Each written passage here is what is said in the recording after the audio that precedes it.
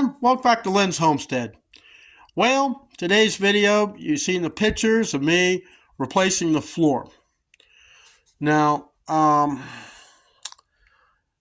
know the carpet don't look perfect, but you know over time you run the vacuum cleaner, it's going to blend right in. I got staples holding it down. Temporary, the regular staples, I'll use the heavy-duty staplers. But, you know, with this cold weather coming, I had to get this battened up. I think it turned out pretty good. So you see in the picture, I, put the plywood patch and it's up against the metal. So my cat was not happy when I locked them up. In fact, they growled at me. Ooh, they growled. Oh, they don't like being locked up in that pet taxi. But for the amount of time that we spent, which was, about an hour and a half.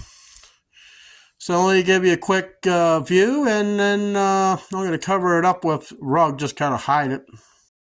There we go. I don't think it looks too bad.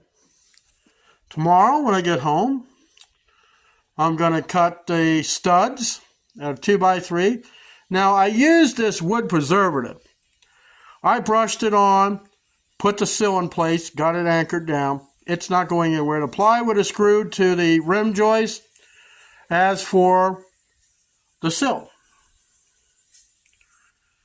so like when I get the studs done, it's going to be a whole thing. Because not only do I got to cut for those 3 studs, I got to make pieces that they're going to attach to on the bottom. Then I got to make pieces just like I did at the back door going up the stud. Of course, I got electric in there and everything else, so it is going to be a whole thing. So that's it for this video. I'll see you in the next one.